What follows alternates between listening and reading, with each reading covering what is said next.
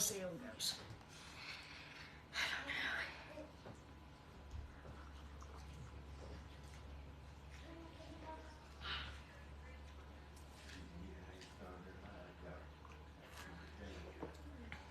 Good morning.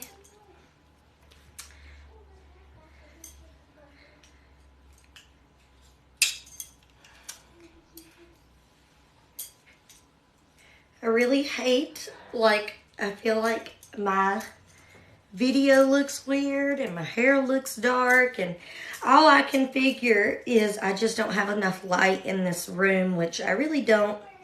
And usually the sun would be coming in right about now. But that weather out there is pretty nasty and rough. I don't know if we'll even see the sun today, to be honest with y'all. Still looks dark as ever out there. But I don't know. We're working on it. I need another hair bow because that's not going to be tight enough to hold up the luscious locks. It's not going to work. Let's see. Yeah, and I got my ring light turned down, so it's not, and then my other ring light, if y'all are wondering why we're sitting right here, the other ring light just completely, just decided, I'm done, and by George, it was done. It would not work anymore, so here we are, because I couldn't put, my ring light behind my desk, because my desk ain't set up like that, and then that one just decided it's seen better days, and it left us. So, here we are. Here we be. Yeah, it's so gross. It's raining and just cold, and we're supposed to be getting really bad weather though. No, I did not get a new desk. Not yet. It's just really gross. I really hate, winter weather. It's just a not for me. Yeah, snow. Ugh, don't like it.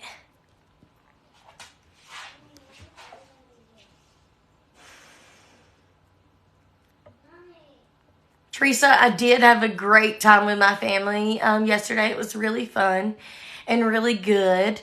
And about 11 o'clock, when I was really tired and ready to go to bed, I looked at Steve and I said, coffee talk.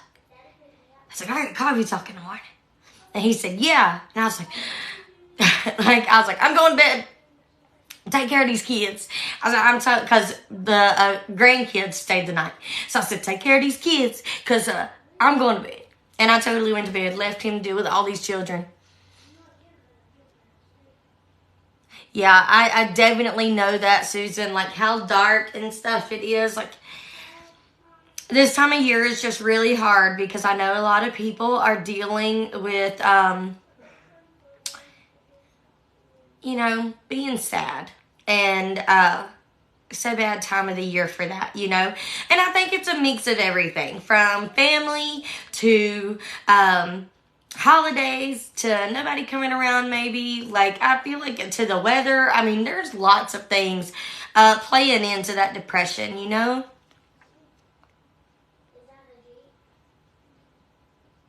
Yeah, Amanda, they say that about here too. I can't remember what the negative was, but it was right around the same. It is, Winona. You know what? Next year, I have a plan for us. Are y'all ready? Are y'all ready? Because I have a plan for us next year.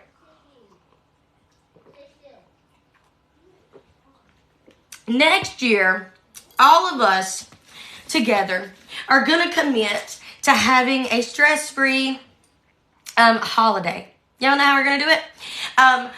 If we buy presents for anybody, we're going to keep it simple. And we are going to either have a spending limit for everybody or only buy everybody one thing, literally. And if you have children in your life, because I have a lot of people to buy for, so I got a plan for next year. We're not going to cook. Okay, we're going to order our food if we can. And if we got to save up for a couple of months to do that, then we're going to do that for our peace of mind, right? Because I love doing that. Peace of mind's the best thing ever. On a whim yesterday, when our family decided that we needed to do it last night instead of Friday, your girl wasn't stressed. You know why I wasn't stressed? Because Kelsey has been waking up and picking up the house every day. So it only took me about 45 minutes-ish to get my house the way that I wanted to, because it's already been picked up all week long. So that was number one. Number two, I don't cook. I order out. So I ordered our food, and somebody went and picked it up. And then voila. I buy presents all year. Okay, so all my presents were already bought. They were already ready to rock and roll, and I didn't need to do nothing. There was two people that showed up that I wasn't, or one person that showed up that I wasn't sure. So what I do, I got gift card thingies, and guess what? Gave them something because I had a gift card. So next year, like, what I'm going to do for the kids too, and I've already told them, everybody's getting 4 things. Something they need, something they want, something they can wear, and something they can read. And I'm keeping it simple. And I think that that's what we should do next year, because it don't have to be stressful. We choose to make it that way. To be honest with y'all, it don't have to be. You see, again, it's going to come back to that self-evaluating thing, because we are choosing to let it be stressful. Because we are upset about who comes and who shows up and who don't. We're stressed about what we're eating, what we're giving, and none of that's even the reason that you're doing any of this, right? Like, it's not about getting, it's about giving, right? And we stress our own selves out. So we stress our own selves out, right? And it don't have to be that way. We just have to make that choice that we don't want it to be that way. Y'all know what I mean? Yeah, it was never meant to be a burden. I love that, Kim. Yes. And we let it be that way. So next year, how about we decide we're not going to let it control us this year. We're going to control it. We're going to handle it, right? Exactly, Felicia. I love that. I love that. Yes, girlfriend. I'm so glad you set that boundary for yourself of having that 1 week old. I love that. Something to read, something you want, something you need. So read, want, need, and wear. Something to wear. An outfit.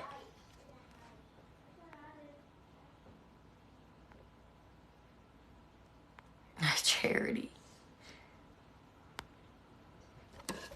I think the vacation thing's a great idea too. But no matter what, you guys, y'all know what? Just next year, together, okay? We are just gonna, I don't know.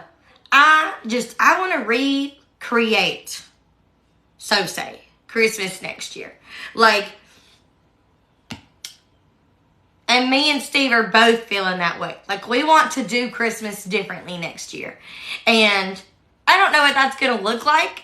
But I'm excited for it already. Like, we're going to do it different next year. And less stress, right? Like, less stress, and just, it don't have to be a burden, and it don't have to be sad and hurtful and just depressing. It don't have to be those things. We get to choose what they are, right? So I think it's about time that we take that back, right? We take that back, and we stop letting things control us, right? Because that's what it's doing. And see, when we start to get upset because so-and-so didn't show up, or because so-and-so didn't get us a gift, or because so-and-so this and so-and-so that around Christmas, when we start to get upset about that, I'm just going to let you know right now, the enemy sees that as a crack in your foundation, and he's like, let me go attack that, because you're already vulnerable. You're already upset about the things that is or isn't happening for your Christmas party or whatever you got going on. So you are allowing the enemy, a crack in your foundation, to come in through. Right? But if you switch that up and you were like, and you didn't let it bother you, or you were like, you know what? I understand why they're not here. Like, if you just change the way you're looking at it, your perspective, you'll quit letting the enemy in, right? He sees a opportunity. You're giving him an opportunity. Just like, and that's with anything else in your life. So like even your marriage, if you and your husband, or husband, wife, whatever, you and your wife, I don't care who it is, start fighting, the enemy sees that as an opportunity. Oh my goodness, I can attack them now. Let me go tell her all the things that her husband did that was super wrong so she can add it to this fight, and I'm going to have them fighting for a whole week. He knows how to do it. Because y'all will be fighting about something, and then all of a sudden, you're bringing up something that happened about 6 months ago. Because because the enemy was like, bring it up. Bring that up. That's a good point. Bring that up. Like, the enemy is like your biggest hype man when you are fighting with your spouse, right? So, Christmas is the same way. Christmas is the same way. Quit giving the enemy an opportunity to make you feel bad, or to help you, to divide you and your family, or to make you sad, to play on your emotions, because he will. Okay? He will. He will do all of those things, and then make you very sad. Make you very depressed. And I hate that. And I don't want that for anybody. But if we as people can learn to change it, redefine it, not let it bother us, control our emotions. If we as people can learn how to quit giving the enemy a way in, it's a game changer. It's a game changer. Good morning.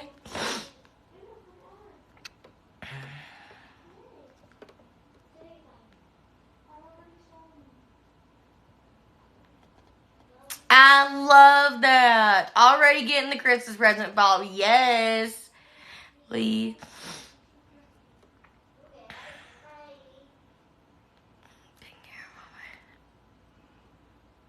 Love that, friend.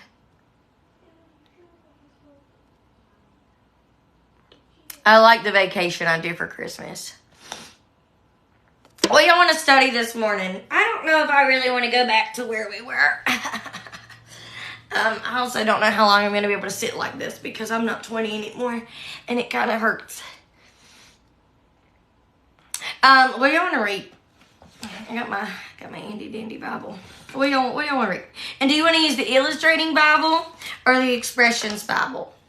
Which one do we want to read? Yeah, I just don't know that I want to pick back up where we were. Maybe it's because I already read it. So sorry. So sorry. I already read it and went through it.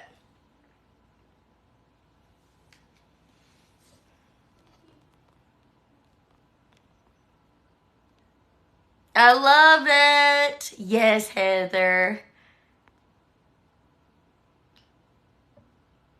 Girl, we tired over here too. Oh yeah. Oh yeah. Y'all right? Okay, or we're picking Illustrating. I see Illustrating.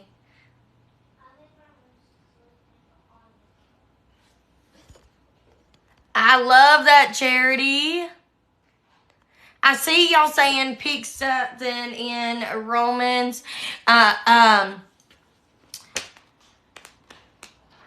We can.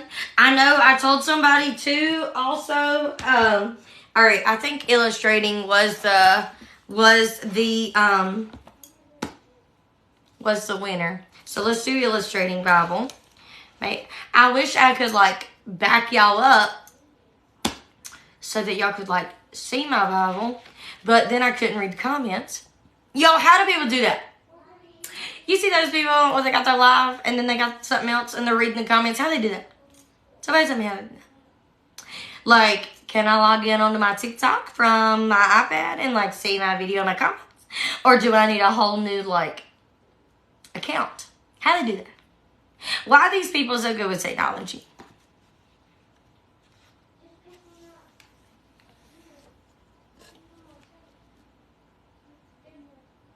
So all I gotta do is log in on my iPad. Like, I got my iPad right here. I don't gotta create another account.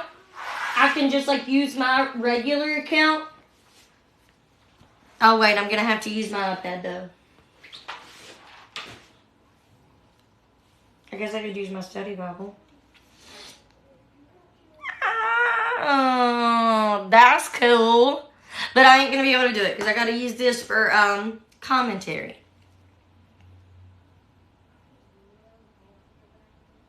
Ah, my computer's in there. I'll try it next time. You know, I was squinting. What's that say?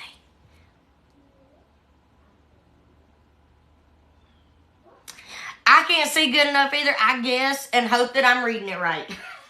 Did you guys say it? I guess and hope I read it right. Okay. That coffee is so good today. Let me get my little coaster because I'm kind of scared. Stay. I don't know how I feel about this. Don't move. If you spill on me on this live, I mean, I'll go make some more, but please don't. Okay. Okay.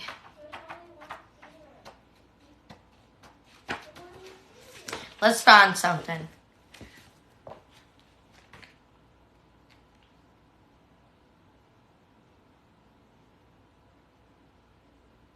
For real.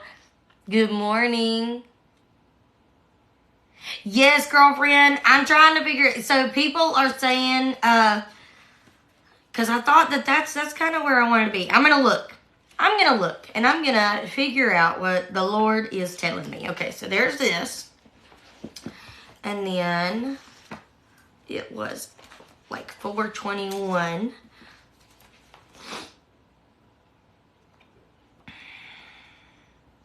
I'm going to figure it out. All right. Or I thought it was. I didn't get it right. Hold on.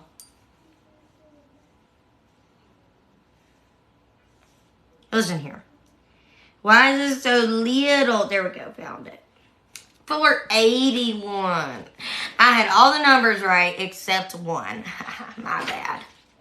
All right, let's see. I'm trying to decide. All right, let's see. So in Romans, Paul's desire to visit Rome.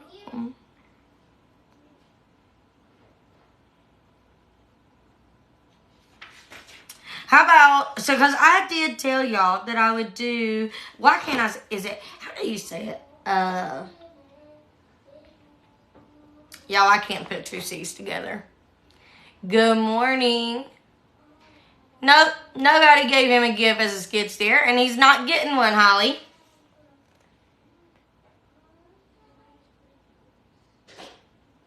Y'all, for reals though, how do you say that one?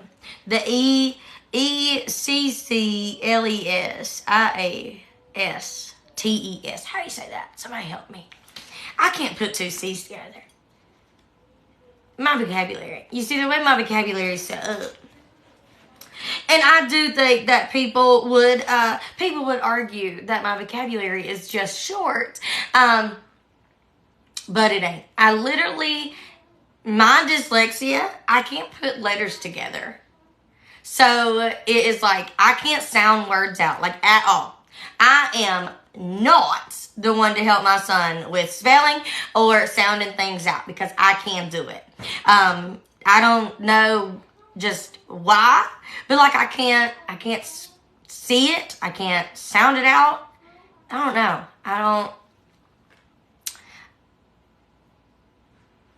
don't know. See, that's not helping me. Honey! See, I can't pronounce it. That's where we're going to be today. And we'll do Roman next time. Y'all remember, that's what we'll do next time since that is what y'all are asking. And now, what do I want to go into?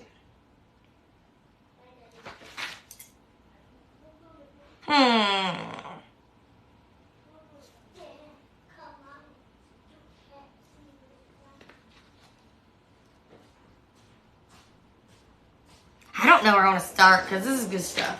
How do you say it? Ecclesiastes. Oh boy. You should probably say it one more time. Ecclesiastes. There's no Z in that. No, but the S has a... The S makes a Z sound. Yeah. Perfect. Ecclesiastes. Huh? Ecclesiastes.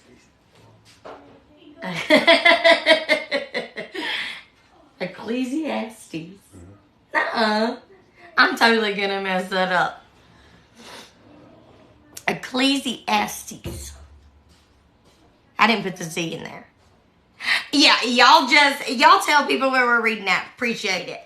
Appreciate it, because I am not gonna repeat that over and over again. It does not got no Z in it.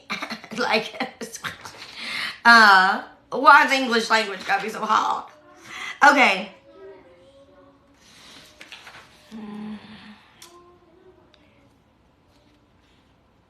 All of this is so good.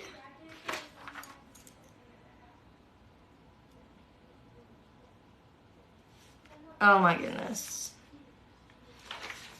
The Burden of Folly. Ooh, that's good. We should. Limitations of Wisdom. Oh man, all this is so good.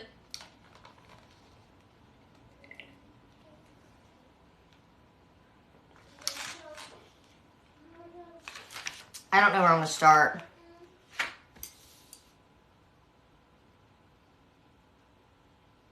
You look like a summer. Listen, I do be, I like wearing shorts all year round, most of the time. I love my sweatpants, but this morning I woke up hot, so. Let's do the whole book.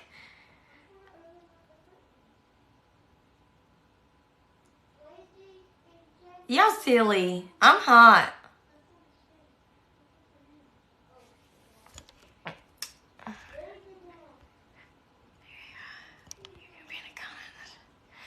Why don't I've tried to pin a comment, and it don't work out. I'll make you a moderator. You can figure it out. Because we've tried. We have tried pinning a comment, and it don't stay long. Like, it only stays for like 10 seconds, and then it's gone. So, I don't know.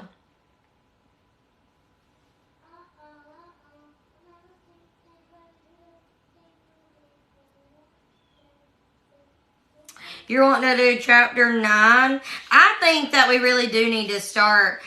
Y'all, can we do it? I know y'all want to use your illustrating, and y'all want to go verse by verse.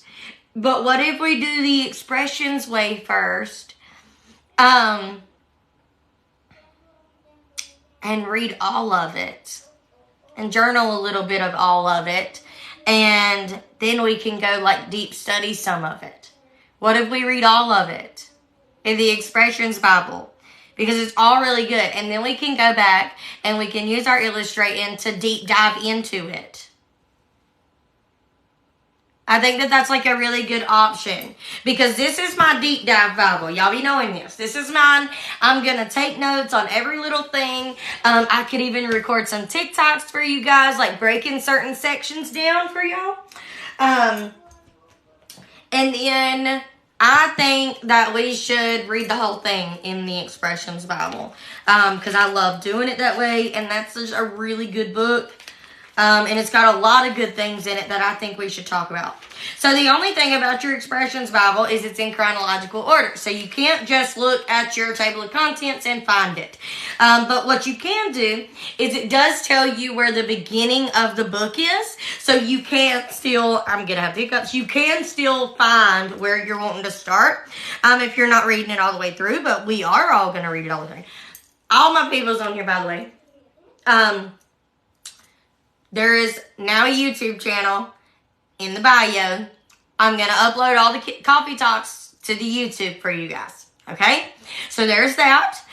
It's in the bio, so y'all can go. Y'all can rewatch these coffee talks. Number 2, I've also, did I add it? I did, right? I don't know. Somebody go check for me. I put the Reading the Bible in a Year in the profile. Pretty positive I did. So if y'all are wanting to read the whole Bible in a year with us, we're doing it via Facebook group. But I will put like a little section on my website or something.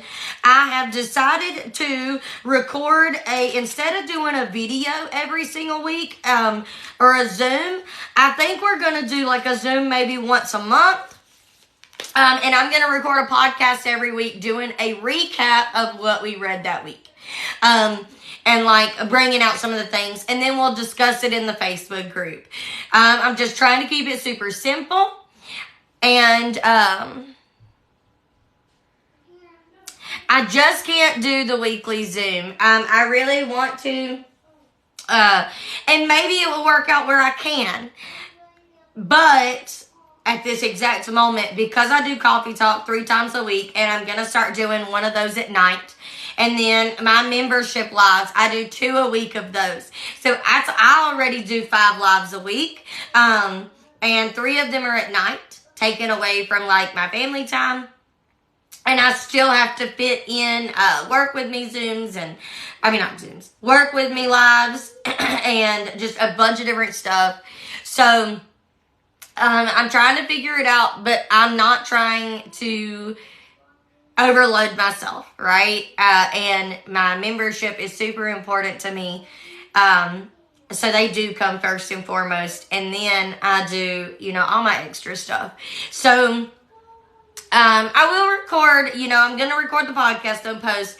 And then maybe it'll work out where bi-weekly we can do a Zoom. We will do Zooms. We're just not going to do them every week. But we will do them, I promise. With the Reading the Bible in the Year, we will do them. We're just not going to do them every week. We're going to do a recap instead. But all of that is up now in the link in the bio. And y'all can go join that if you would like.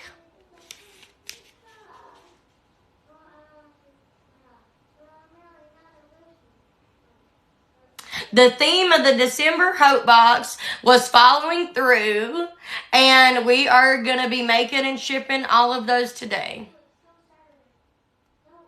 Angie, I wonder why I won't let you subscribe. Yeah, Charity. All of y'all go subscribe. Yeah, I will say that. It has been brought to my attention that they be trying to ban TikTok in the United States. So, if that does happen and TikTok ever just like goes, that is where I plan to still pick up these coffee talks, is on YouTube Live. So, very good that you guys go and follow it, because if anything does ever happen to this platform, that's where I'm going to be. I'm going to start doing it on YouTube.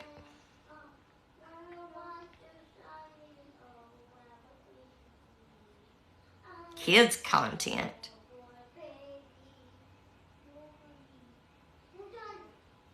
Angie, screenshot it and send it to me in the membership, and I'll help you figure it out. Yes, if you ordered one yesterday, it's still going to be for December. I love that. I actually started out on Facebook, and was doing, and I've done lives on Facebook. You can order a Hope Box today if you would like, and it will be made with all the other ones and shipped today. You totally can. I just don't do it over on Facebook. That's actually where I started. I don't know. I just started doing them here, and it's really hard to keep up with doing lives everywhere.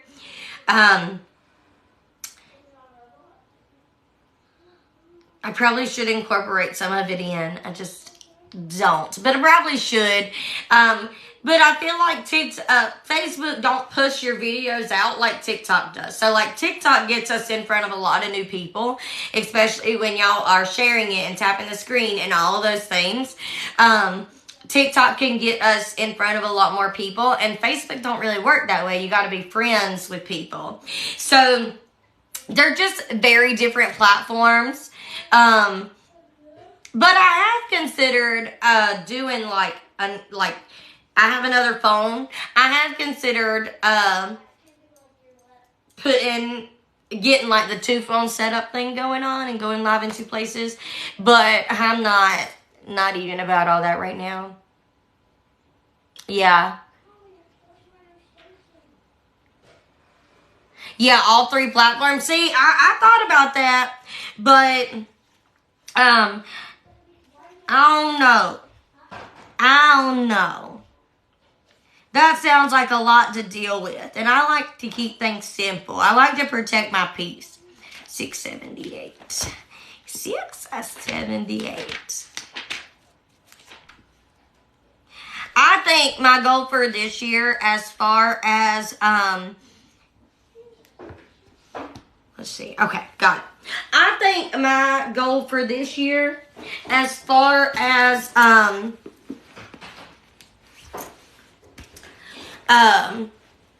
lives go, I just want to do a variety and do a lot more than what I already do and build a lot more relationships with people. And I want to go live at a bunch of different times and do study at a bunch of different times and just, I don't know. I just maybe do a bunch of different places, lives in different places. Whoopsies. Yeah, that'll be the last one. I got 6 highlighters. But I do have a semi-new schedule. Hold on. For my lives.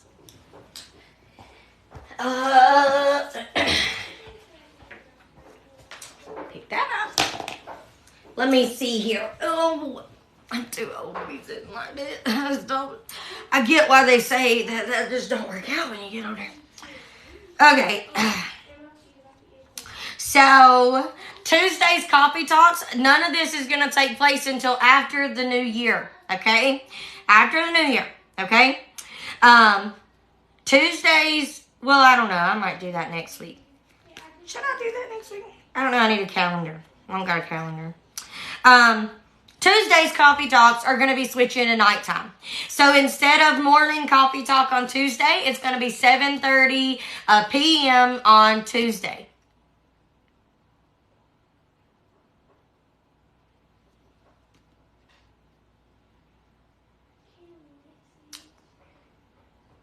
I think you're asking, have we read it? Not on Coffee Talk, we haven't.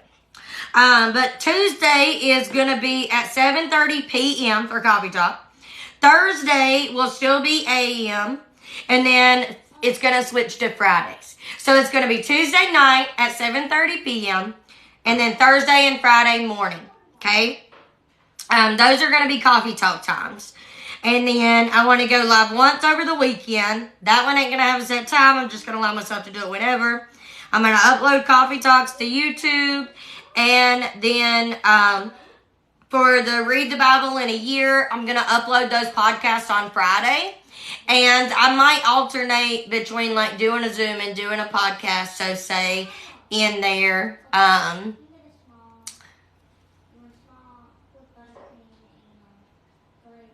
Yep, that's right, Kim. She wants flavored hot, you know what that means.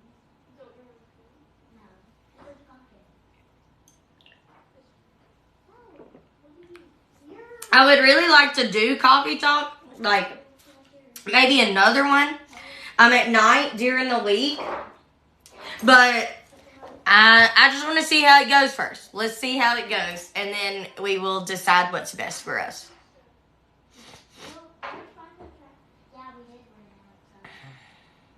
Yes. I will be doing Coffee Talk this Sunday. Let's just plan to do it. Let's see. What y'all think? Lunchtime? Y'all want to spend lunch together on Sunday studying? 12 o'clock?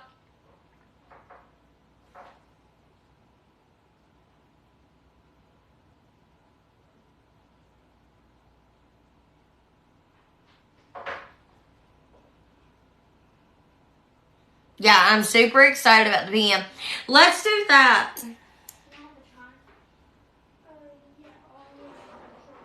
The membership studies are Monday nights and Monday and Thursday nights. And we do them at 7:30 right now.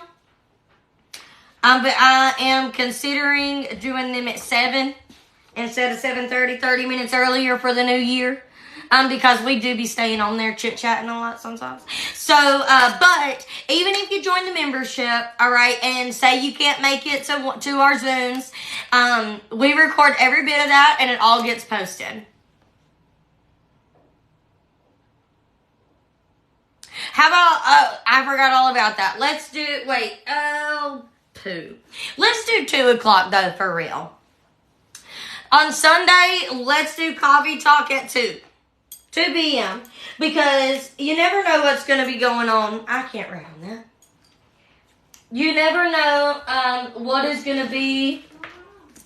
You know, it's going to be Christmas Day. So let's allow ourselves some time to spend with our families too.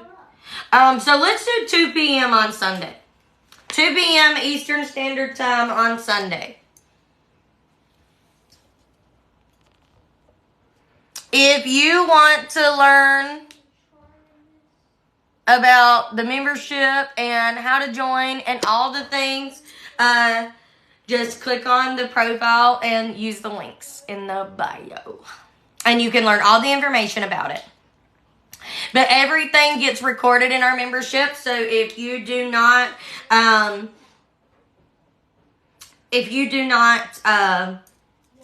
make it live or whatever, you can watch it later. Oh my gosh. Give me activated. You know what you're up. Just this Sunday to be moved to 2 p.m. Because then after that, you know, I might start my new schedule next week, to be honest with y'all. Go ahead and kick off the new year strong. Start it next week. So Sunday, our coffee talk is going to be at 2 p.m. And then we can start the new schedule. 7:30 p.m. on Tuesday night. And then 7:30 Thursday and Friday morning. All that's Eastern Standard Time.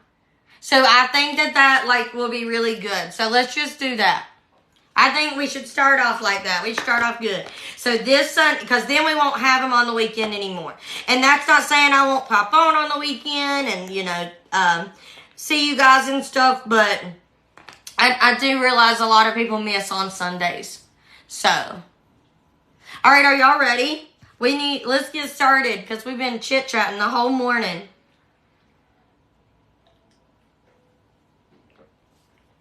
I just got coffee all over my face.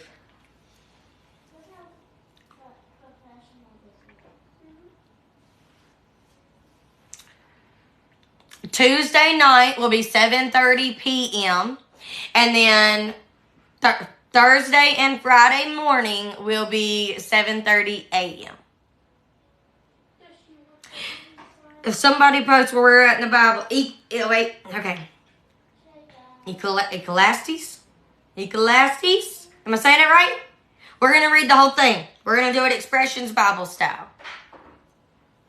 And then one of them ordered one of these. Oh, can you try me dinosaur? She ordered the dinosaur. Okay. I don't know how she made them yet. Yeah, I don't know. I just want to give... Look, Angie's spelling it wrong and I'm saying it wrong. All right, I just want to give some of you a little bit of advice really quick. As somebody who built a TikTok account, and as somebody who built a super successful business, find your unique spot and what you excel in, and that's how you grow your account. It usually will not work if you come on other people's lives and you ask like those they're following to follow you. It's great and it's totally fine, but most of the time it will not work. So I would just, and if you're doing that to multiple people's lives, it could harm you instead of help you. If you would love help growing your account, I would love to help you. You're more than welcome to message me on here, and I will help you. I know, can't say Ecclesiastes. There's no Z in it. And say, hey, I need coffee.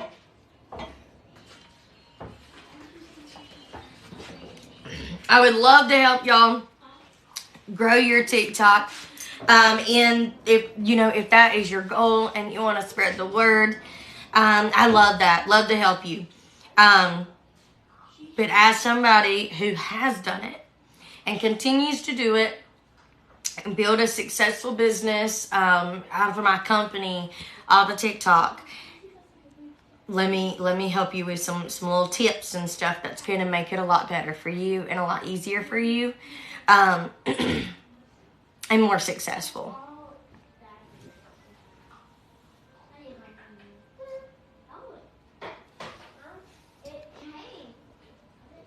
I love that. I love that so much. I would love to help you figure out how you can exactly do that and it work for you so that you can gain the followers and all of those things. I have a question about journaling a Bible for my boys. How do you recommend to start? Get you a Bible, girlfriend, and just get started. We're going to start at chapter 1 and we're going to do it expression style. So we're going to read it all the way through and we're going to take certain notes as it speaks to us.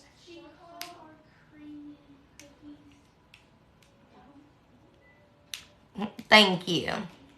I hope that is always how I answer people and how it can be betrayed, is portrayed, not betrayed.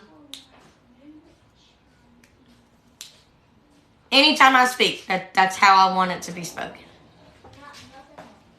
All right. Let me get one more sip of my coffee. He's bringing me right here, and we're going to read because we're going to make him go. Appreciate you. You just spilled it all over me.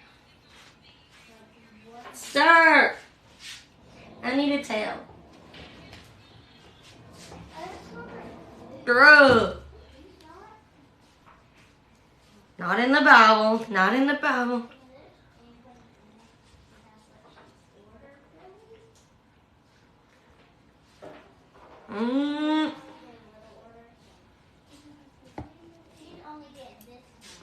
Oh boy.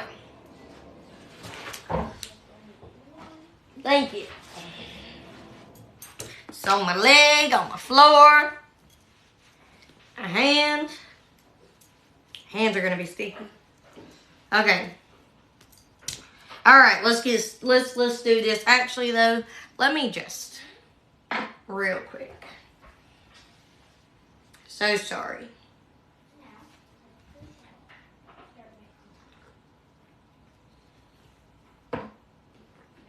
Okay, I'm gonna put my coffee behind me on that shelf. Seems like a better option. You know what I'm saying? Okay. Alright. We're starting at chapter 1. We're gonna read and I'm just gonna do this like I would do this if I was sitting in my chair reading by myself this morning. And clearly I will probably go on little preaching sessions because that's what I do. But I'll tell you as I take a note. And I will tell you as I underline something, right? Alright, so these are the words of the teacher, King David's son, who ruled in Jerusalem. Everything is meaningless, says the teacher. Completely meaningless. What do people get for all their hard work under the sun? Generations come and generations go, but the earth never changes. The sun rises and the sun sets, then hurries around to rise again. The wind blows south and then it turns north. Around and around it goes, blowing in circles. Rivers run into the sea, but the sea is never full. Then the water returns again to the rivers and flows out again to the sea. Everything is wearisome beyond description. No matter how much we see, we are never satisfied. No matter how much we hear, we are not content. History merely repeats itself. It has all been done before. Nothing under the sun is truly new. Sometimes people say here is something new, but actually it is old. Nothing is ever truly new. We don't remember what happened in the past and We don't remember what happened in the past, and in future generations, no one will remember what we are doing now. I love this. I love this so much. Okay, I'm totally going to open the study Bible, though, because I really want to know what it says. Should I do something? I'm going to do the commentary. I'm going to do the commentary, because I want to know.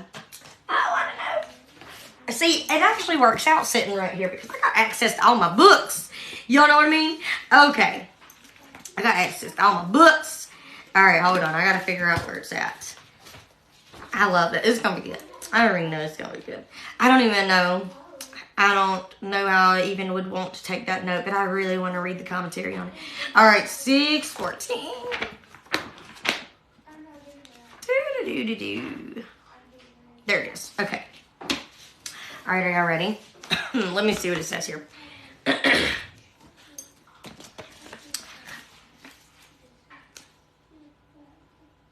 All right. So he wrote a little thing. I'm going to go ahead and read it. What is this thing called life, and is it even worth it? One moment, it looks like you've scored a touchdown, only to have a whistleblower call back the play. Some days, it's like a wild goose chase without the geese, as if you're doomed to chase nothing that's impossible to find. This book is about life and how not to waste it. Oh, it's going to be good. It's going to be good. Okay, what did we read through? We read through verse 11. All right. So, in the following words of the teacher, son of David, king in Jerusalem, Solomon, that's who wrote it, that's son of David, is going to tell you plainly how life is to be viewed and understand, not based on the theoretical view, but based on his experiences. Solomon can truly say, been there, done that. What's the framework for understanding his thinking? At Solomon's request, God had granted him incredible wisdom. But fast forward many years, and we find that he took 700 foreign wives and 300 concubines who turned his heart away from God. Also true. That's some good stuff. Even the person with the greatest wisdom, I'm telling you what, can be deceived. I digress. Importantly, in this book, we read about Solomon's perspective on his life experiences after he had returned to the Lord. Solomon is highly qualified to be the author of this book because he had it all and tried it all. He experienced everything that life could offer, yet he's going to say that life's perspective that discontinued from God is not truly, or that is disconnected, from God, is not truly living. Let's see. Without God, life is empty. Is nothing more than the temporary things you use to fill it up. Okay. That's good. All right, guys, I'm already going to take my first note here. And it will be for verse 2. I'm just telling y'all. I'm going to write down, if I can get my pen to work. Without God, everything is meaningless. Without God, everything is meaningless.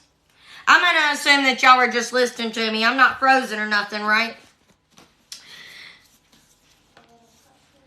Solomon begins with a summary of this book. Everything is meaningless. In other words, he opens by telling you that he doesn't have anything to talk about. Everything is empty and meaningless, at least from merely a human perspective. The phrase under the sun is referencing to the living life from the earthly perspective, because under the sun is where people live, work, play, and raise their families. What does a person gain by all of his efforts under the sun? Is the same as asking, what is the lasting benefit of what I do? Am I just spinning my wheels? Generations come and generations go. The sun rises and sets, the wind blows here and there, rivers flow from sea to sea. As sure as the world works in set ways, it seems that life is predictable. What has been is what will be. There is nothing new under the sun. This brings to mind fashion trends. Styles will come back. True that. I know y'all be seeing them. Just give them time. Yes. And because of that, trends to be the way of things. Anyone can truly say, look, is this new? Because that tends to be how things work. Although adversities may claim something is new and improved, they are really just working with the same raw materials, just reconfigured. Yeah, I like it. Yep. No one wants to be forgotten, which is why a popular fundraising strategy is to invite people to donate to a product or project so that it can be named after them. This is a cold reality is this. Everyone is forgotten eventually. There is no remembrance of anyone. That is also true. I tell you what. How am I going to write this? It was some good stuff. Let's see.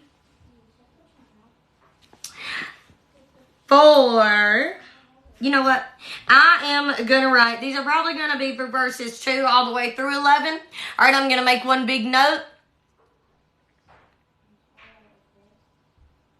Under the sun, everything that's living, the family, the people who are raised in their family, the work that we do, I mean, everything happens under the sun. All the living things happen under the sun.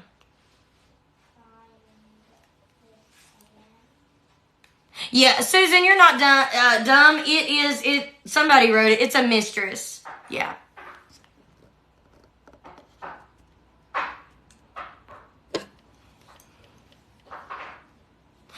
It's a mistress. I'm going to write down, how do I want to say?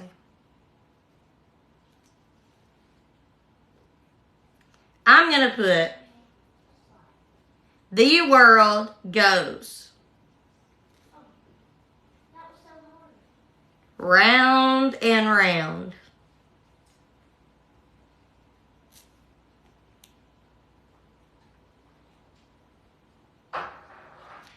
I'm going to put nothing ever really satisfies us for long.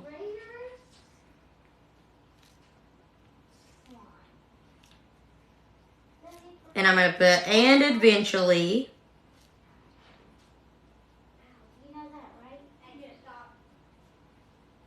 it all comes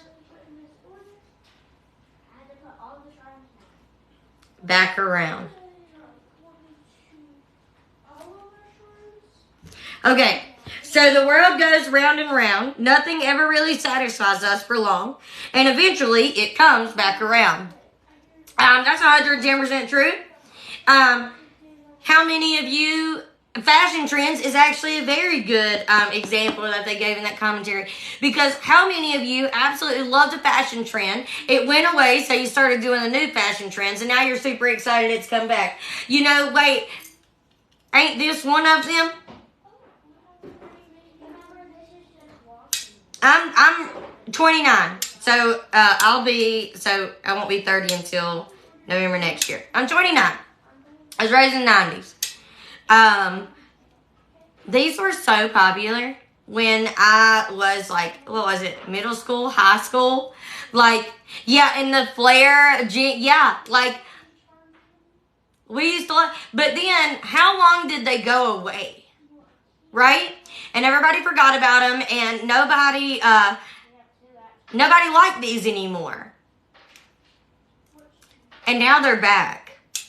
And hallelujah, praise the Lord that they are, because I'm telling you, this solves everybody's problem when they got long hair. But it ain't new. It's old. We used these a long time ago, right? But the design is new. The design is new. But ain't that all that's really new? And isn't it like that? I gotta stretch my leg over. And isn't it like that? Oh no, it went asleep. Oh my goodness. And isn't it like that with so many other things? Like, I don't know, so many other things. I never gave up flare jeans. I love it. Yep, and it's back today. Yes. Like, things really don't, though. They're not really new. They're redesigned and resent out. No, that should make you think, right? That should make you think.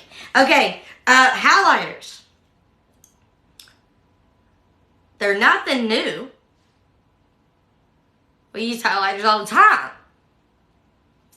But there's a whole bunch of different brands. But aren't they all the same? They do the same thing. But they're all different. Right? Like, I think that goes with everything. That's some good stuff. All right, maybe my leg will quit now. All right, let's keep reading. We're going to be in, on verse 12.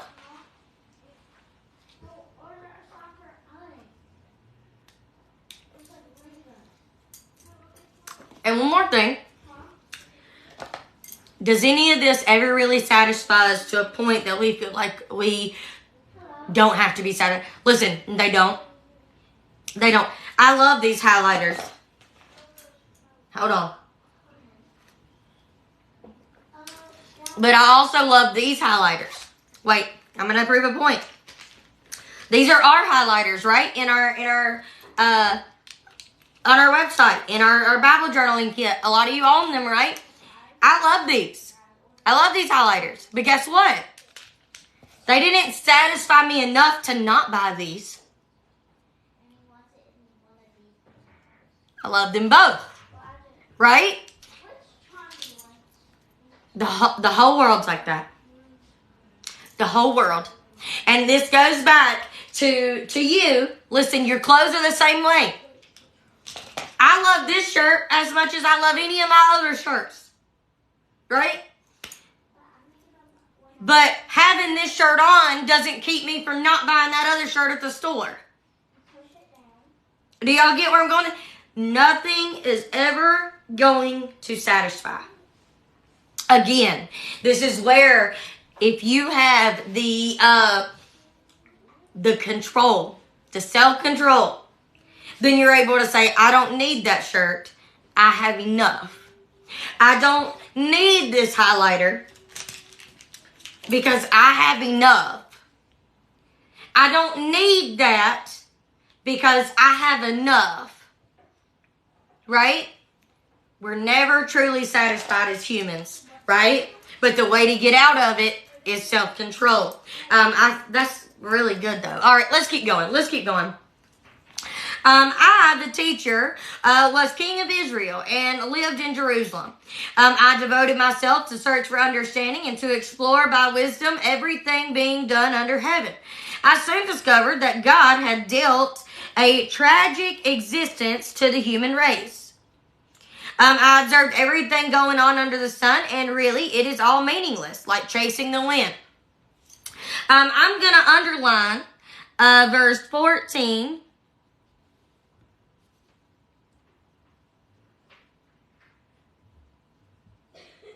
I underlined verse 14, and I'm going to write things will never satisfy. I put things will never satisfy us.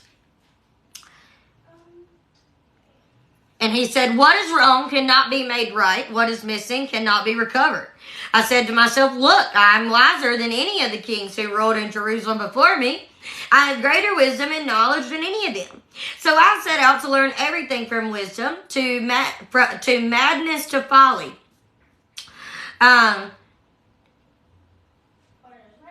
Folly is the opposite of wisdom. Folly means foolishness.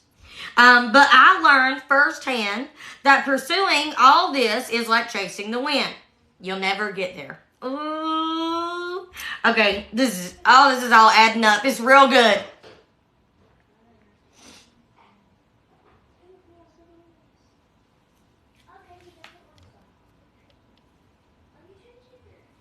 Yep, I buy Bibles and pens constantly too. Listen, I have certain Bibles that I use with certain pens and highlighters, and certain Bibles with my other pens and my highlighters.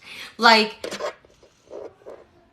this is an Expressions Bible that I'm using. And all of my Bibles can be found in the Amazon storefront. I've linked them all because I always get the questions.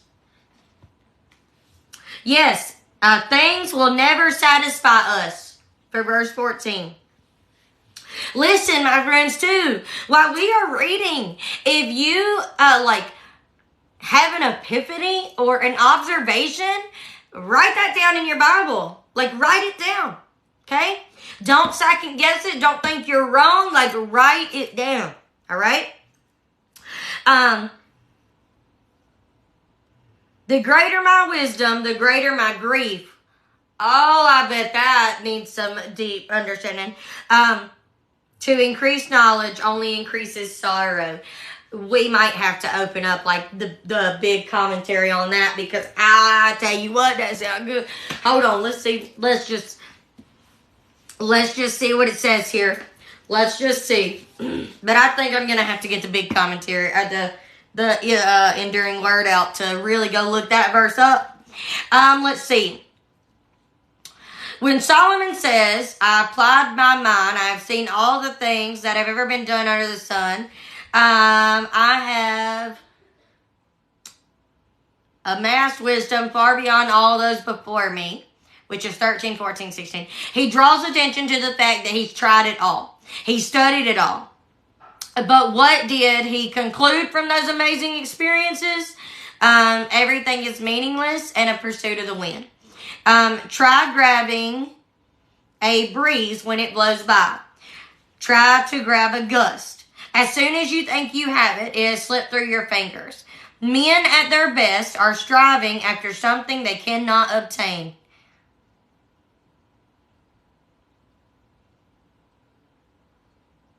Wait a minute. Men at their best are striving for something they cannot.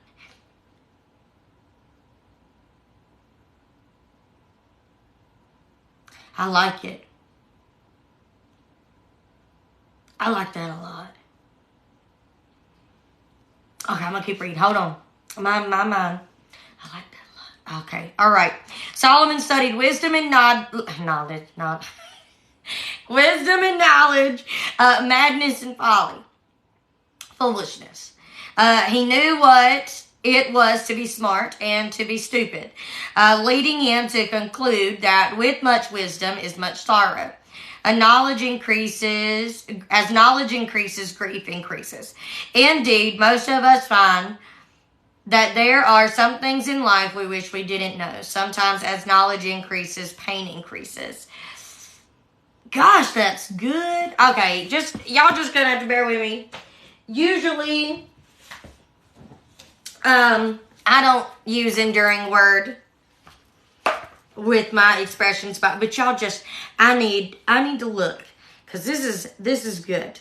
This is good. This is good stuff. Okay, y'all just gotta bear with me. We need to go a little deeper right here, because this is good.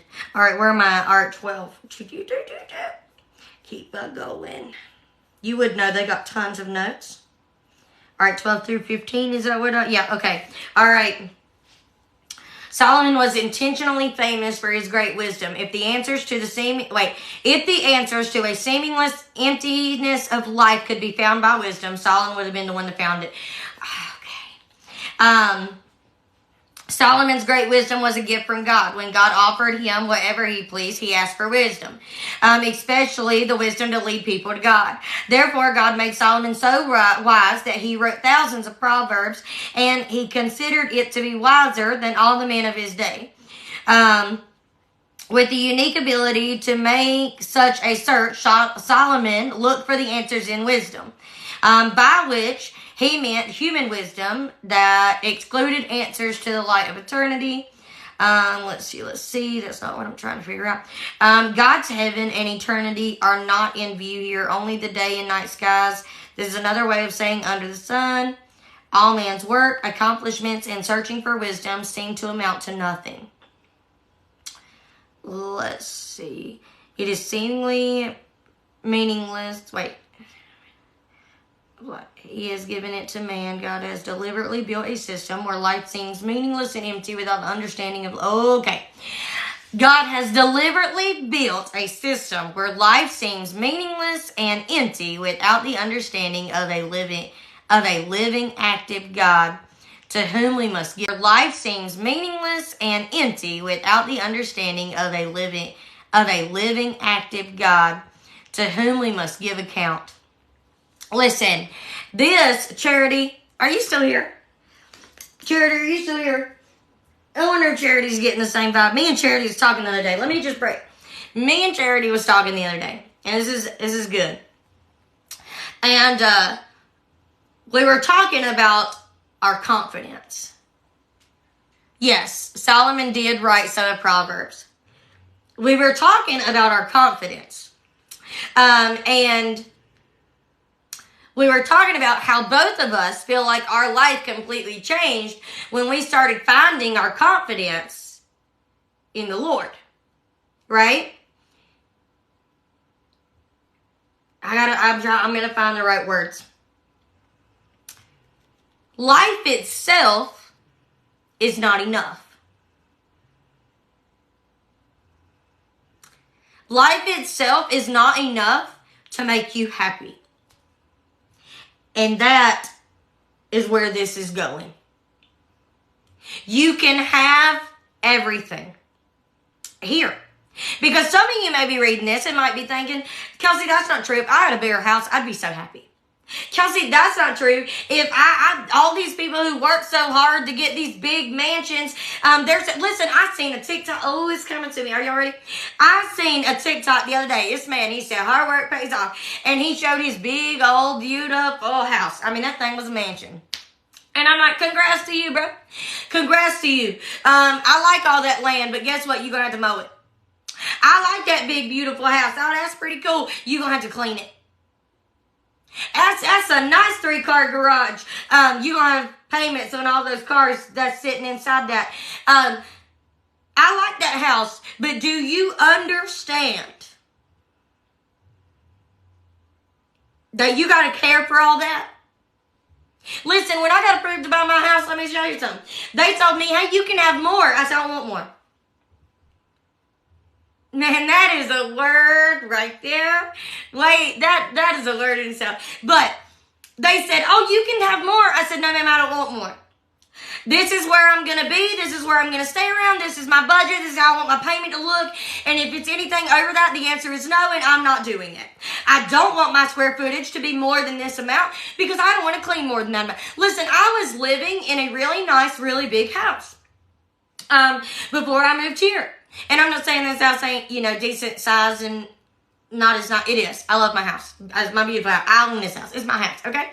But I lived in a bigger house, okay? And I loved it, but I had to clean it. I didn't like that part. I didn't like that part at all. I hated that part. It never got clean. So when I bought this house, I can keep this house clean. I can get this house clean in about an hour and 30 minutes by George. All right, and I'm like, yes, right? And I couldn't do that with my other house. So when I went to buy one, hey, Kelsey, you can have more. You can have a bigger house. You can have more square footage. No, ma'am, I don't want that. That ain't going to bring happiness to me. That's going to bring overwhelmness. And that's a no thank you for me. I appreciate that, but no, this is where I'm staying. Right? I found confidence in the Lord, not a house. I find confidence in the Lord, not what type of car I drive. Listen, if you can go out here and buy a big car, you can have a big payment, you do whatever you want, my friend, go for it. But in the end, it'll be meaningless. It will not make you happy. It will not satisfy you for long. You can go out here and buy a big house, but when you realize you got to clean it, it will not satisfy you for long. You will be regretting that decision. Nothing in this life, including your confidence, will be satisfy you for long if you do not find your confidence elsewhere. Listen, I'll tell you something as a business owner. I love my business. The difference between me and all the other business people is I look at God daily and I said, Lord, if you don't give me another thing, you gave me enough. So appreciate you. Thank you so much, Lord. If you don't ever do anything else for me, you've already did more than I deserve. Thank you. Praise you. I don't need anything else.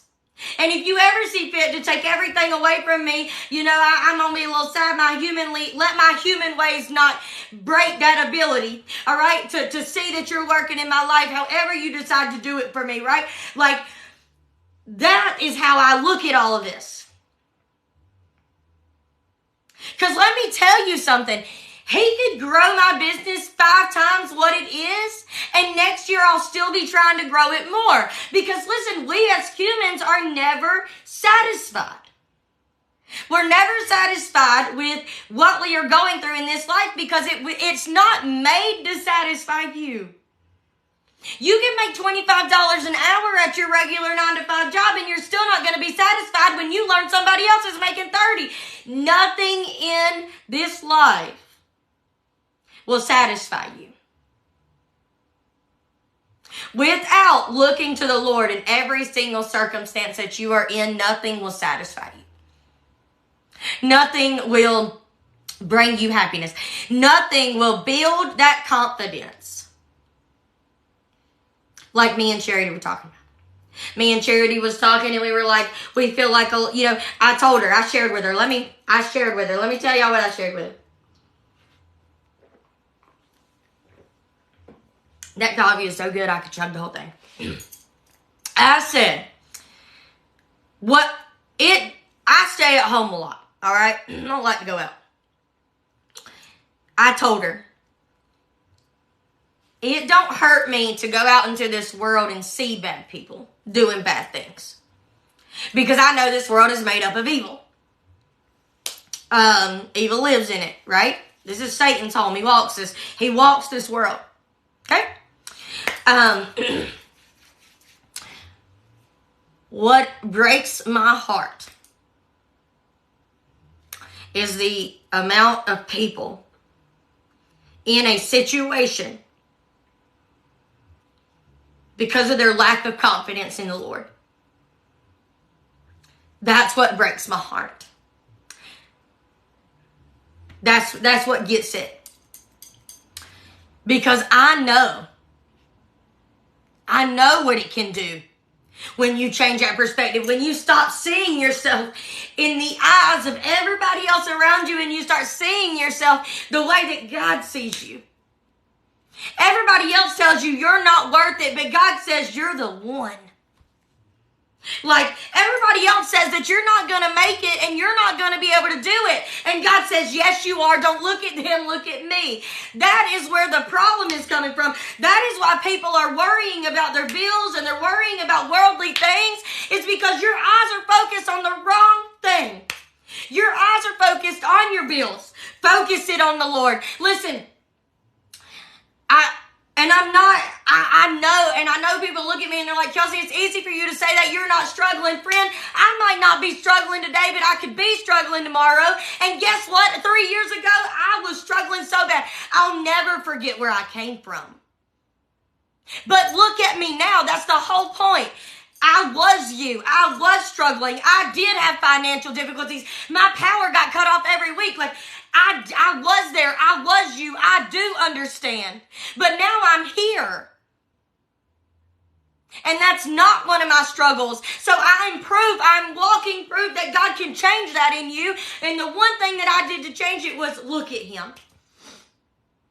Sir, you've never let me down before. You will not let me down now. If you see it fit that I need to burn some candles for a couple months, by George, provide the candles. I don't even know what to tell y'all. Y'all got to walk around with that kind of confidence in God. That, Lord, if the power bill don't get paid, you'll provide the candles. Like, seriously. And y'all think I'm crazy, but I'm not. That is how I'm here. Because I look at it with the ability of it, however you see fit to provide, because you promised you would. Don't throw my pen. You promised you would. Like, this Bible is the promises of God. And it tells me that if He feeds the birds in the air, He'll feed me too. And there ain't no but to it. See, that's our problem. We say, well, the Bible says He'll feed me, but Well, the Bible says that he will, but what if? No, ma'am. No, ma'am. Throw the but and the what if out the window. No, no. No. It don't say but in here. It says I will. It says, I will provide. I will make sure that you eat because I feed the birds in the air and I'm going to feed you. I will take care of you. It tells you that I will not leave you. I will always be with you until the end of age. It says all of that. And it doesn't say what if or but. It says I will. Okay? The winder. I know, y'all like that, don't you? I will. No but. No what if. I will.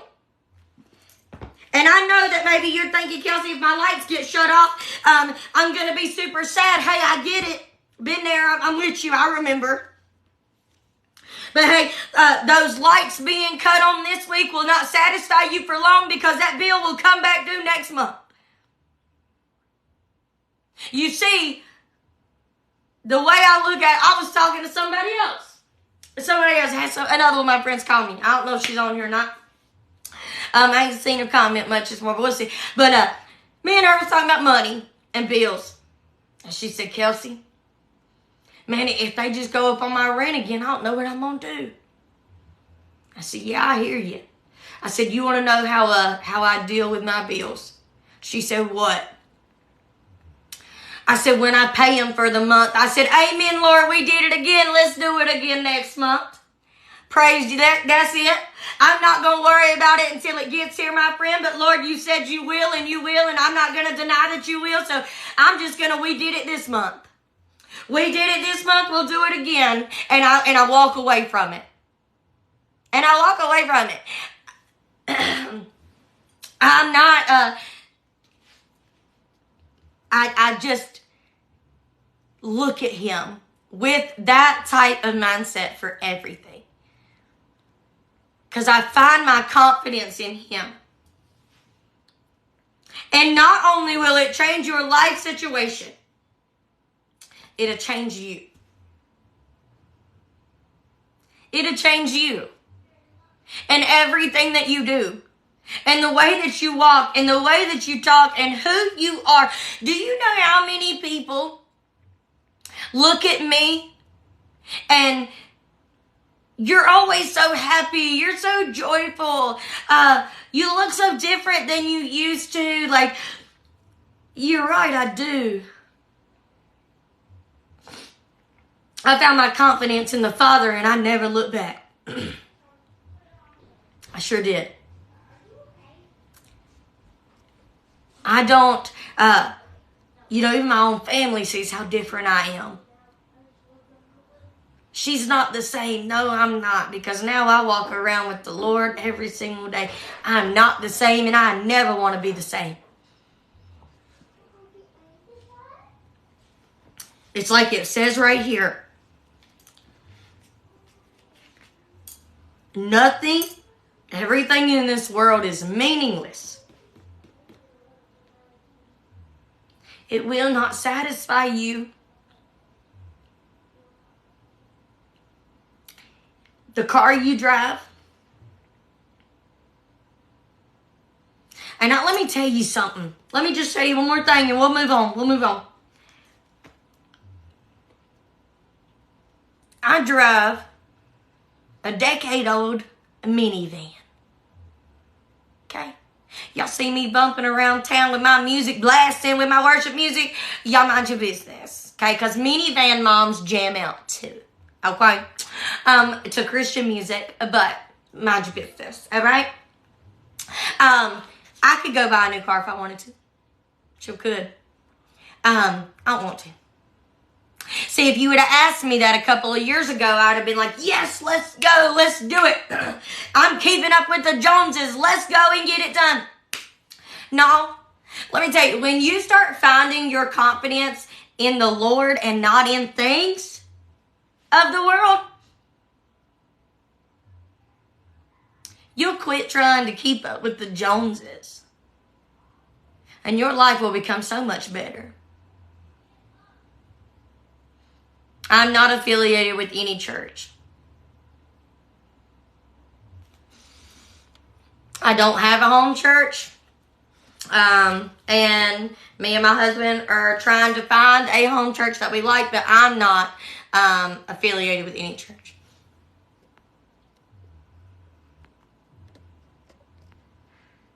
Yes, I love that. I learned to tithe of my money and time, and when bills due, I say, okay, Lord, I don't have it, but you do. I love that. Yes. Oh, you're fine. You're fine. I get that question a lot. But I'm not. Hopefully one day me and my hubby will find us a church home, but we just don't have one right now.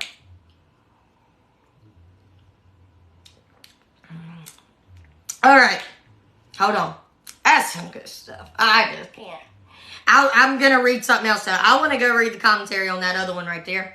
Because boy, oh boy. I love that.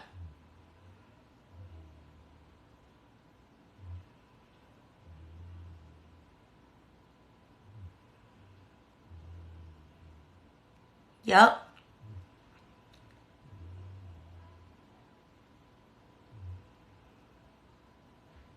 That's exactly why I want to find me a church home. I spend a lot of time pouring into other people and teaching and helping other people with the word. I really want some time where I just get to come in and be the one that learns and listens. Maxwell House.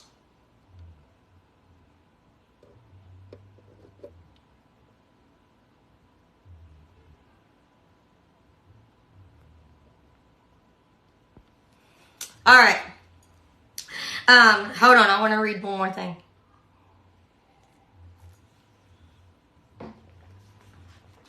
I drink Maxwell House coffee. Y'all so funny. Yep. Yes, Angie. Yes. Okay. All right, hold on. Ooh, that was good. Ah, crap. All right, hold on. I want to look at one more thing, and then we'll keep going. All right.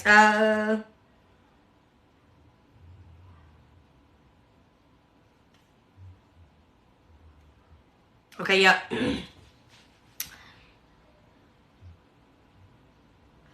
The more the preacher understood life under the sun, the greater his despair. The more he learned and the more he realized what he didn't know, the more he knew life's sorrows. So as long as wisdom is restricted to the realm under the sun, it sees the throbbing plummet of creation, life scurrying around, and it's never nothing more. The more you understand, the more you ache. So that didn't give as much insight on it as I really wanted it to, but I am going to draw a square or a rectangle, whatever we're calling it, around verse 18. It's kind of hard to do so. And I think I need a new pen.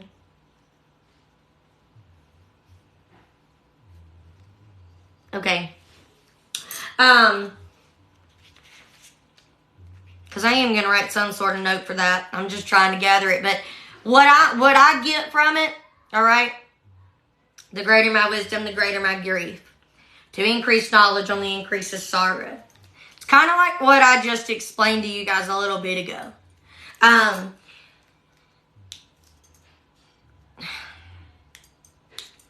The more I study the word, the more I learn, the more that I, build my relationship. What? Coffee again? Yeah, I think so. The more that I build, love you, Angie. The more that I build, and grow and learn and study, it is the greater your grief. The more you know, the greater your grief. It is. Because, I used to feel really bad, like when I would see people's circumstance and I knew what they were fighting and I knew what they were silently battling, and it broke my heart. But the more that I realized that the Lord can change it all. Like, okay, let me try to give this example. I'm trying to put this into words for you guys because this is just the way I feel about it. Bad things happen to all of us. One of the worst things that makes my heart hurt, the biggest thing that makes my heart hurt, is to see people blame God for their grief. And instead of letting him fix it and change it and heal it and use it, they're blaming him. It breaks my heart to see people live in their grief.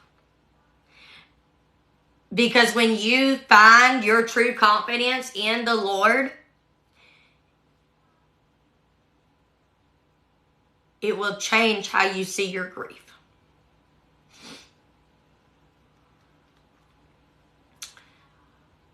Would I go back and save my late husband if I could have? I'd like to say yes. Because, I've made it my life mission to help people that are dealing with those types of thoughts. I've made it my life mission to show people into my life so that maybe they won't take theirs. I have made that my mission to bring hope to the hard places, and then it turned into something much bigger than that, right? But I'll be honest with you. I know that what the Lord did, he done for me, not to me. And that night didn't only change my entire world, but it changed me. It changed me. And I will thank him for that. I will thank Arthur for that. What Arthur did in his life, I thank him because him doing that changed me. And it changed my life. And you know why I can say that? And some people will be like, Kelsey, that is cold and harsh. You should say you want to save him, and you should say that you would do anything to have him back. I hear you, but listen, I never lost him. He's not lost. I can't see him, but he's here. He's not lost. He's delivered. Why would I ever want him to come back? He'll never suffer again. Listen, I'm not worried about the people that I've lost that's up in heaven. I'll see him again. Man, they're living their best life, literally. They're up there living their best life. He's not lost. He's delivered, and he's there. He's going to wait. He's going to wait on me. When I lose Steve, man, that's going to break my heart.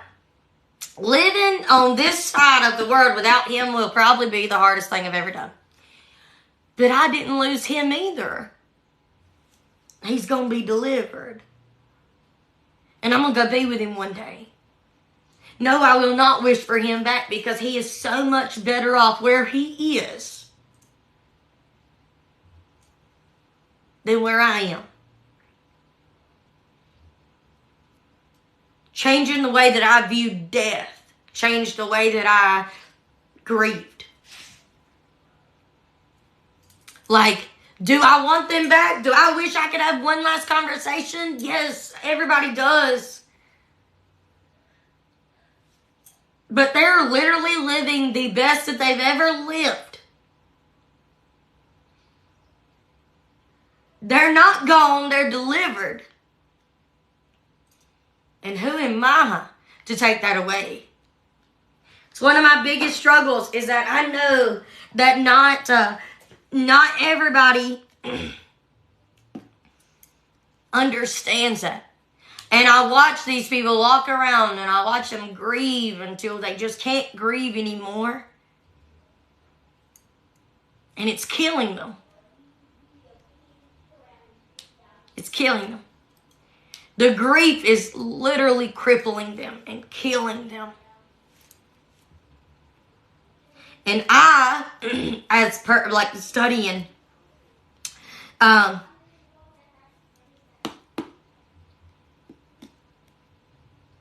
that unless they put that confidence in the Lord, unless they change, unless they see their circumstance differently,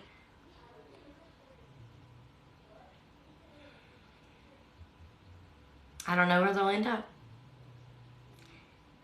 I think that's the hardest thing. It's the hardest thing.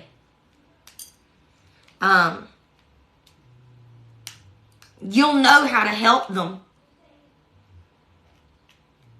But unless they won't help, there's nothing you can do. And that part's hard. And that's the sad part. And that's the part where it doesn't really matter when you start gaining knowledge. It's going to bring a greater sorrow. Because you're going to know the way to fix their problems is to bring them to Jesus, and they're going to deny him. And that's going to break your heart. You're going to know, if you'll put your confidence in the Lord, if you will come to Jesus, if you will make your life straight with him, my friend, he'll change everything about you. You'll know that. You'll know that. And then you'll watch them deny him.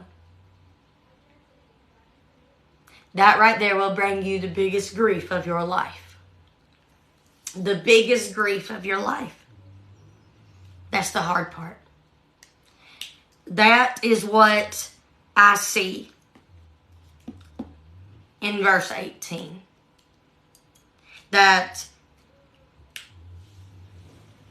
you are going to watch people deny Jesus when you know that he's the answer to all of their problems.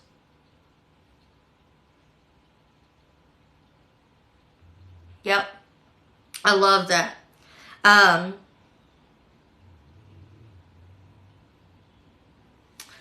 don't really know how to make a note. My leg's hurting. I don't really know. I don't know. Man. This is some good stuff.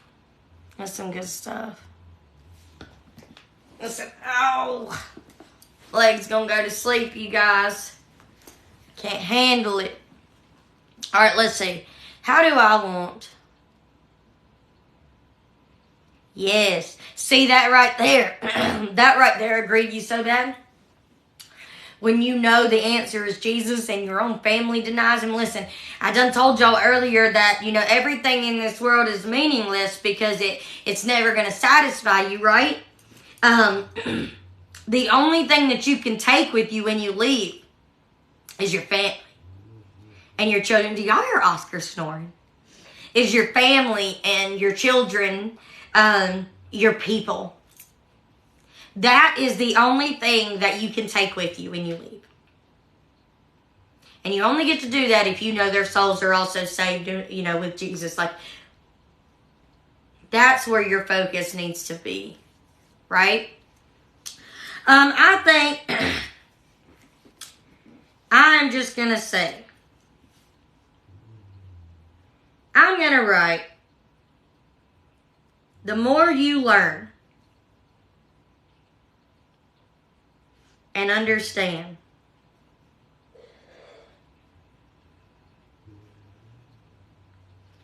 the more you learn and understand,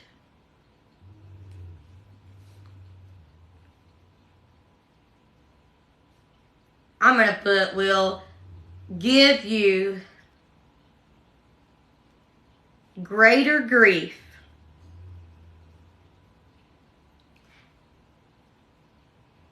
and I'm going to add, because you'll know the answer.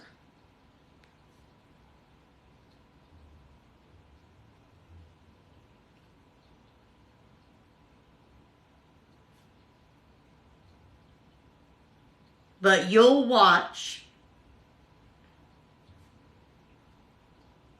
everyone deny him.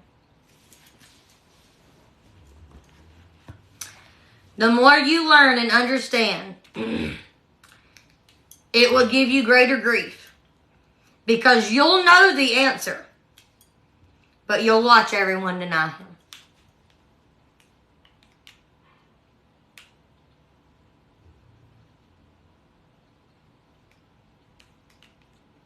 No, Kim, that is Oscar snoring. Listen.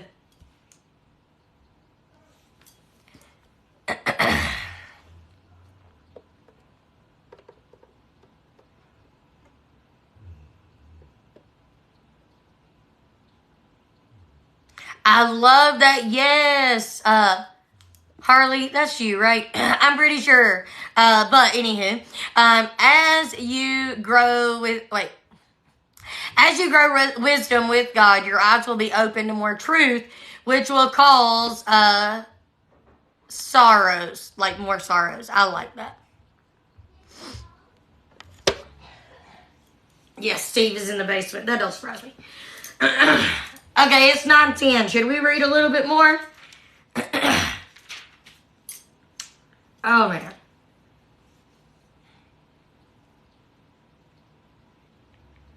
I am. I'm going to read a little bit more. I'm going to read chapter 2, 1 through 11.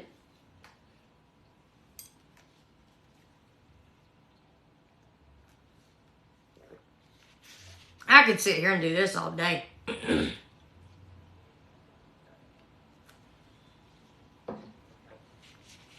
Honey, you need to come up here.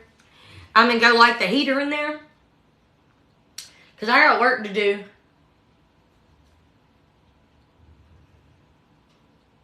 Gosh, it's rainy and nasty out there.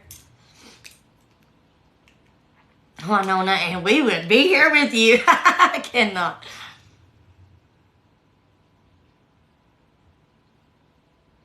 I love that.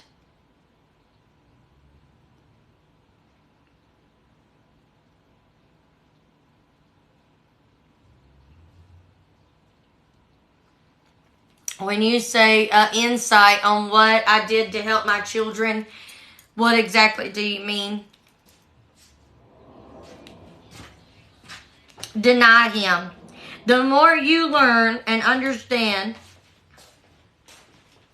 it will give you greater grief because you'll know the answer, but you'll watch everyone deny him. All right. Chapter 2, verse 1. I said to myself, come on, let's try pleasure. Let's look for the good in life. Oh, boy, we're going to be here all day. But I found that this, too, was meaningless. Y'all know we're going to underline it. My George, this is getting my nerves. Why will you not do... There we go.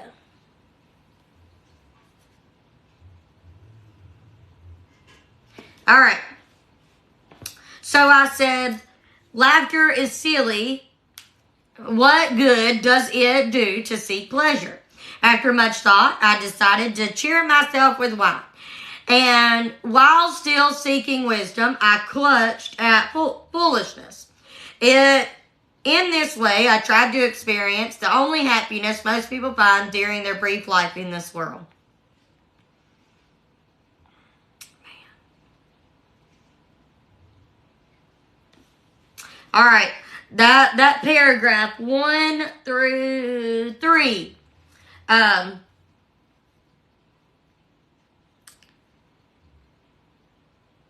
Pleasurable things only last a moment. Pleasurable things only last a moment. Through the grief and understanding. Are you meaning of losing their father? Pleasurable things only last a moment. That's going to be verse 1 through 3. I also tried to, oh, wait a minute. My eyeballs are going faster than my words coming out my mouth. Pleasurable things can only last a moment. I also, verse 4, tried to find meaning in building large homes for myself. I just talked about that. And by planting beautiful vineyards. I made gardens and parks, filling them with all kinds of fruit trees. I built reservoirs to collect the water, to irrigate, is that the right word? My many flowing groves. I bought slaves, both men and women, and others were born into my household. I also owned large herds and flocks, more than any of the kings who had lived in Jerusalem before me. I collected great sums of silver, gold, the treasures of many kings, and Providence, am I saying it right? I hired wonderful singers, both men and women, and had many beautiful concubines. I've said that right. I had everything a man could desire. Oh.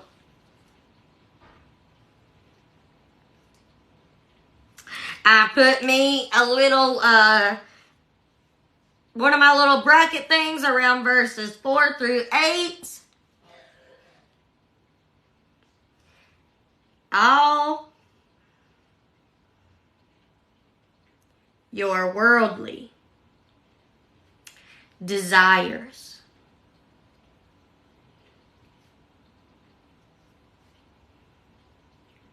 will never be enough to satisfy. All your worldly desires will never be enough to satisfy.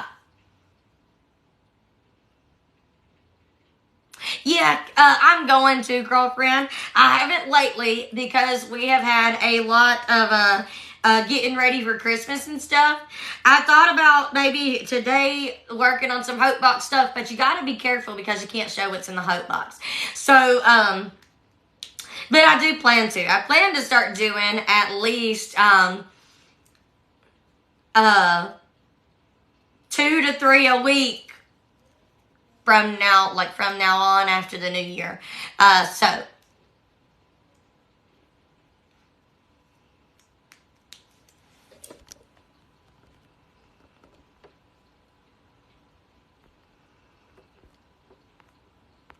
I don't think Steve meant to tag anybody, but Steve, I hate to call you out. But I will, because I'm me. I done told you last night. See, let me tell y'all a little story. Steve didn't mean to tag you. Steve has no idea what he's doing on social media and really don't belong. Just saying. But Steve over here wanted that tractor, right? Okay. He found Kelsey's plan was to buy that man a tractor. Kelsey was going to buy Steve a nice tractor for Christmas. Kelsey saved money for it. Kelsey did. Okay. Steve, okay, patience is a virtue, and he don't have it. Because he came to me for a lawnmower, which he got because he wouldn't let up on it. And then he found a little bitty old little tractor that he wanted, and I bought him that too. And I said, that's all you're...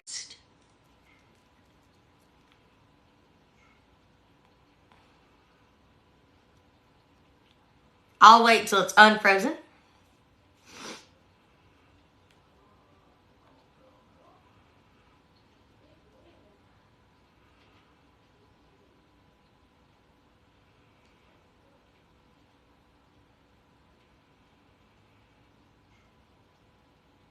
Am I good now? Okay. Okay, let me finish my story really quick. Okay. Let's recap. Kelsey saved money to buy this man a tractor. So said man was impatient. Okay. And wanted a lawnmower that he can't use during the winter. Gosh, how I digress. And a tractor. A small one. I was going to buy a big one. A small one.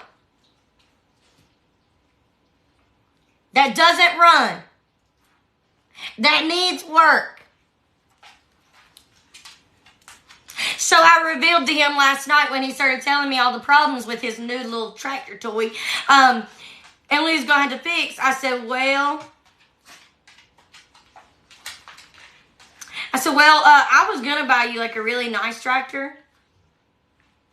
I was like, I saved money for it and everything. I told him how much I saved. And he looked at me. And I said, but I already bought you your stuff. So patience is a virtue when you don't have any. Oh, well. And I walked away. Bless it, Lord. I can't.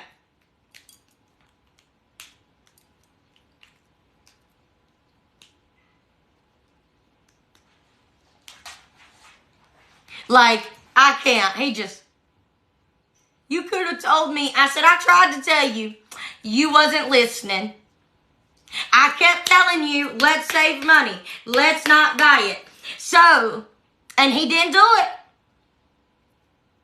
He didn't want to. I said, let's not do it. I tried telling him, but he didn't want to listen. So now, here he is. Patience is a virtue. Now get off my life before I tell any more things about you. Quit telling people you don't got a skid steer and you don't got a tractor. Because your wife was going to buy you one and put a little bitty bow on it.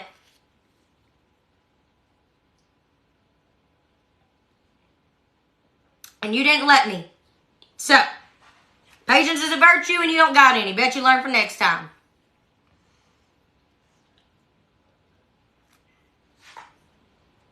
Is it still frozen?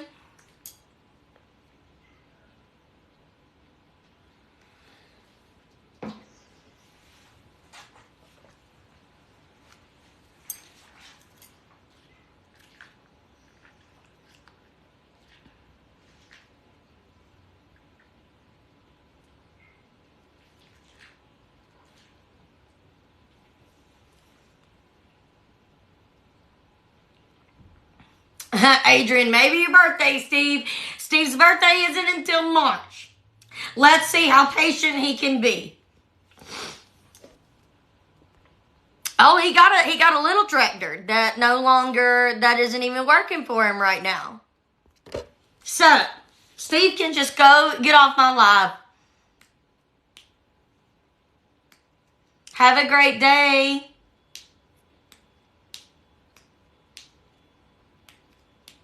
Y'all are so funny. Okay, now that I told y'all my funny story, let's finish up really quick. I got a lot of work to do today. So I became greater. This is verse 9. Then all those who lived in Jerusalem before me, and my wisdom never failed me. Anything I wanted, I would take. I denied myself no pleasure.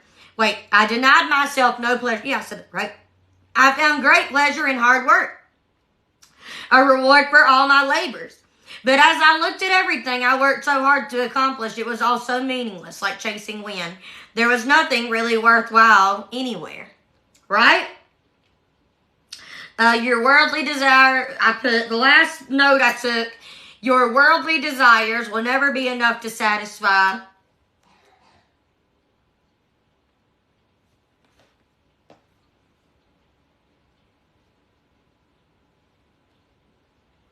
And then I'm going to write, for that last section, you can have it all.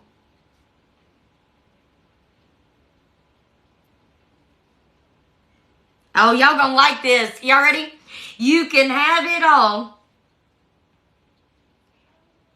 and still not have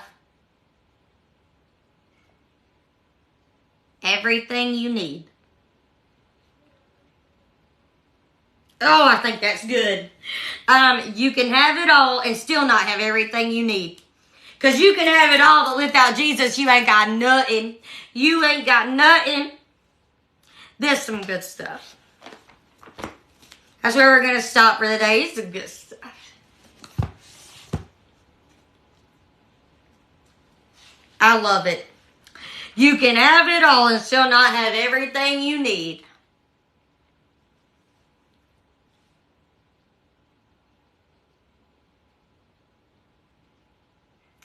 Dead, yes. Thank you, Steve, for giving life to our word this morning. More knowledge is greater sorrow. Oh, that's good. Because he learned what I was doing. And oh, that's good. I like that.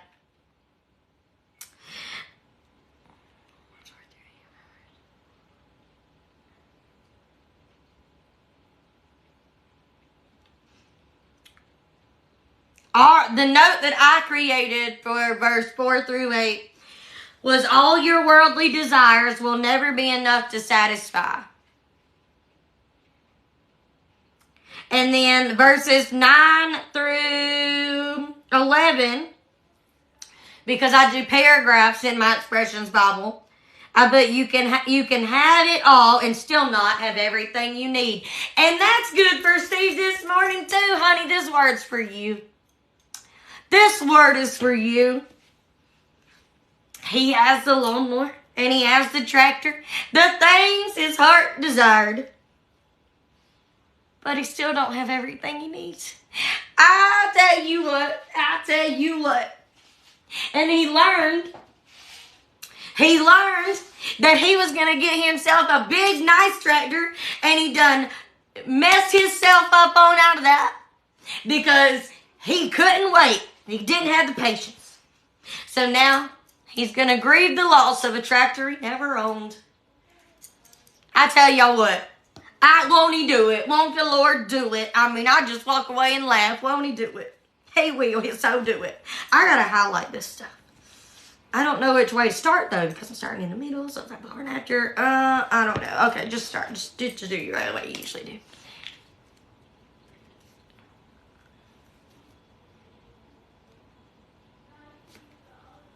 I'm so mean. I can't. I didn't do it. You did it. I didn't do it. You did it. The Lord was trying to tell you, have patience, and you said no. You denied him. He can sell that old one if he wants to. I've already bought it. He got to save some more money.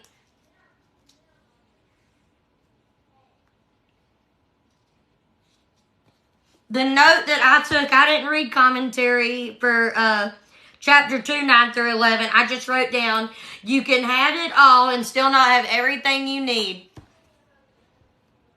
You did it. He did it.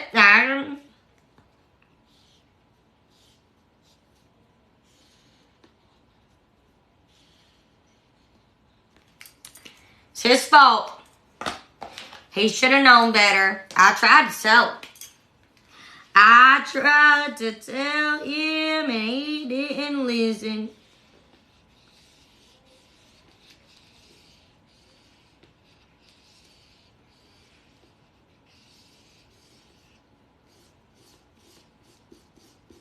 I literally be like painting. And I like it. Just the way I do it. Oh, forgot a section.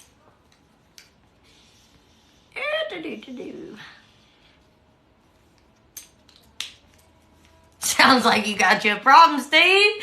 I love it. Dad. Oh, this has been a great morning. I cannot.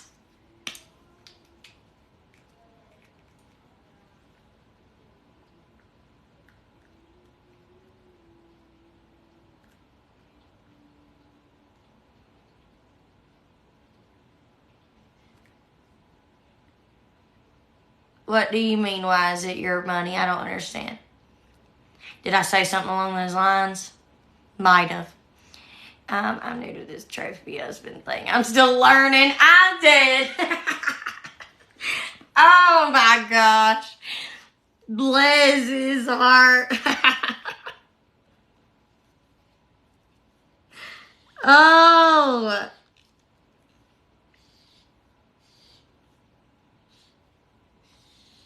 I'm dead. I'm so dead. That is so funny. He's new to this trophy husband thing. I can't. It do be funny. All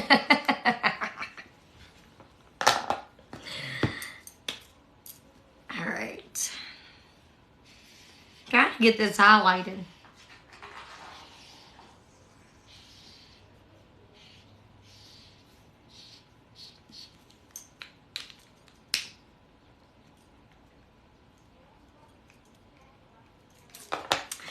Me and Steve are a team. I truly love it here. Aw, you're so sweet. Me and Steve are a team. And we play and we pick all the time. And I'm just going to tell y'all right now, he is taken care of and I'm taken care of. Me and Steve work as a team. I own a business. It pays our bills. That's our income, right? That's how we provide for our family. But it's always we. Okay? He works hard in his own ways. He definitely does not work hard in our business because I be trying to get that man to help and he don't want nothing to do with it, which is fine. So you know what he does? He helps me in all the other ways. He helps me in all the other ways. He gets our kids, for the most part, he does our kids and our schooling so that I can work. He does most of the kids and the school stuff so that I can be on here with you guys. Me and him help each other. And I don't know about the money thing.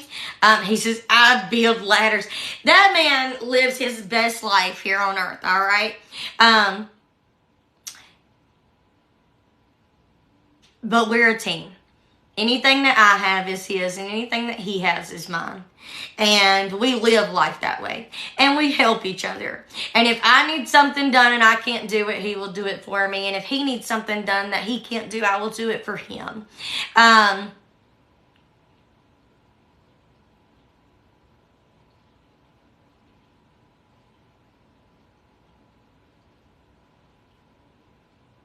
Thank you, Winona. If y'all don't think I depend on Jesus, then y'all have no idea where I used to be. So, that's all I got to say about that. Whenever you need me to, you can ask me whatever you want. We were reading out of the Bible, doing coffee talk. I never thought of Boaz as a trophy husband. Dead. Y'all so funny.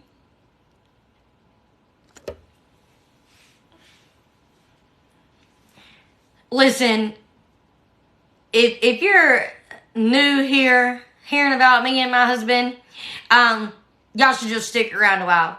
Because the only reason that me and my husband have the best marriage that we possibly can is because of our love for God. Our love for each other flows out of our love for him. I've been in previous marriages and they were horrible, and so has he. And the only thing that makes ours different than what we used to be is because now we don't love each other based off of how he's acting or based off of how I'm acting, because we will fail each other every time.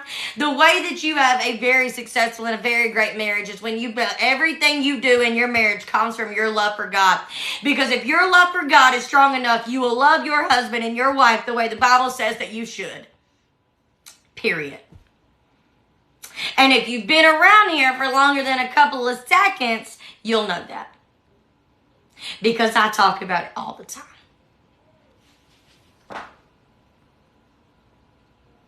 Yes. Love that.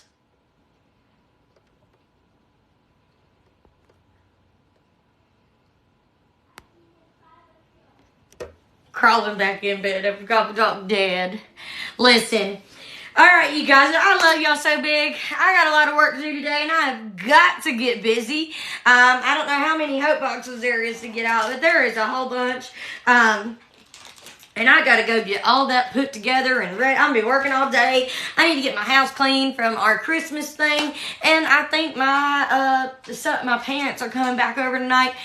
So I got a lot to go and get done. Yes. And listen, any amount of time being around here, the only reason I'm where I'm at today is because the Lord brought me here.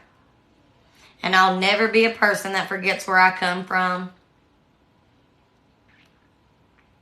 And I'll never forget what the Lord's done for me and what he continues to do for me. I love you guys so big. I hope y'all have a fabulous day. And y'all don't forget, Sunday, Coffee Talk, 2 p.m. 2 p.m. Okay? 2 p.m. Eastern Standard Time. Okay? I love you guys so big. Have a great day. Bye, guys.